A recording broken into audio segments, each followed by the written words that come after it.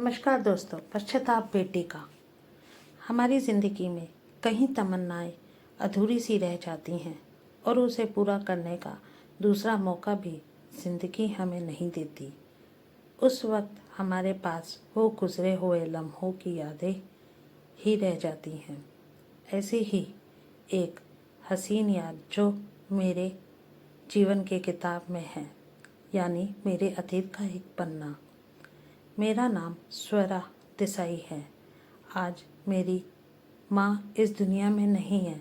उनको गुज़रे 6 साल बीत गए, लेकिन आज भी जब उनकी तस्वीर के सामने खड़ी होकर उन्हें याद करती हूँ, मेरी आंखों से केवल पश्चाताप के आंसू ही बहते हैं। मैं एक औरत होकर भी उनका दर्द ना समझ पाई। यही गम मुझे खाए जा रहा है। मेरी माँ का नाम तर्जनी देसाई था। वो सूरत, गुजरात के सबसे रईस अनिल और सुनिंदा देसाई की इकलौती संतान थी। इस वजह से वो बड़े ही नाजों से पली थी। मेरी माँ पढ़ाई में बहुत अच्छी थी, साथ ही साथ बहुत खूबसूरत भी थी। MBA करने के बाद उन्हें वहीं एक बैंक में नौकरी भी मिल गई। तब मेरे नाना ने कहा, जब अपना खुद का ऑफिस है तो तुम्हें दूसरी जगह काम करने की क्या ज़रूरत। तो वो हंसकर कह उठी, पापा, मुझे अपने दम पर कुछ हासिल करना है। आपके ऑफिस का काम मैं जब चाहे संभाल सकती हूँ, है ना। उनकी बात सुन नाना मुस्कुराए पड़े।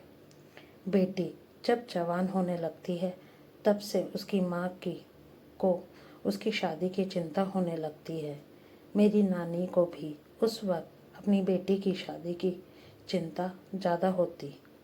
जब कोई पूछ लेता, सुनिंदा बहन, बेटी की शादी कब कर रही हो, लेकिन मेरी माँ ने अपनी ज़िंदगी के लिए जो अपने सपने देखे थे वह उन्हें पूरा करना चाहती थी। शादी के पहले इसलिए जब कोई रिश्ता आता तो वह उन्हें मना कर देती।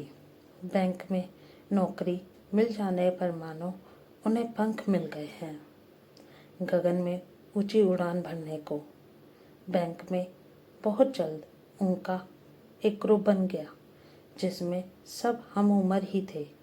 आशीष, रीना, पल्लवी, माधव, शशांक, मयंक और इशित पटेल। इशित ज़हीन, खूबसूरत, नेक सीरत, यानी किसी को भी पल भर में अपना बना लेने का हुनर था उसमें। वह सबका चहेता था। धीरे धीरे वो माँ का भी खास दोस्त बन गया और फिर दोनों में प्यार हो गया। सबसे छिपकर दोनों मिलने लगे। मैं घर पर झूठ बोलकर इशित के साथ ज़्यादा से ज़्यादा वक्त गुजारने लगी। आखिर एक दिन माँ ने नानी से अपने दिल की पूरी बात बता दी। पहले तो बेटी के मुंह से सारी बात सुनकर उन्हें गुस्सा आया। नानी ने अपनी नाराज़गी भी जताई, लेकिन थी तो एक माँ। अपनी बेटी की खुशी के लिए मान गई और अपने पति को भी इस रिश्ते के लिए रजामंद कर लिया। अपनी बेटी की खुशी की खातिर दोनों ने इशित के माँ बाप से बात की। वह लोग भी खुशी खुशी मान गए। एक शुभ दिन देखकर दोनों की सगाई कर दी गई। दोस्तों ने यह बात सुनी तो पार्टी की मांग की। इशित ने खुशी खुशी हाँ भर दी। शनिवार की रात उसके फार्म हाउस पर पार्टी थी। माँ अपनी सहेलियों के साथ वहाँ गई थी। वह वहाँ रात को रुकने वाले थे। रात 12 बजे म्यूज़िक बंद हुआ और सब ने खाना खाया। कुछ दोस्त वापस चले गए तो कुछ रुक गए। एक कमरे में लड़कों को रहने का इंतज़ाम था और एक कमरे में लड़कियों के लिए इंतज़ाम था।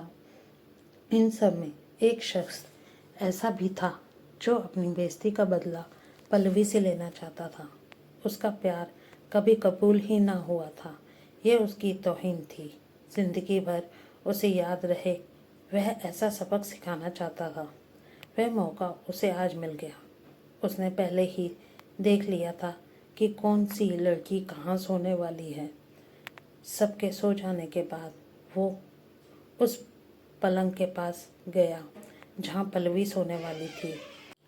अंधेरे में उस लड़की के मुंह को दबोचा और उसे छत पर ले गया।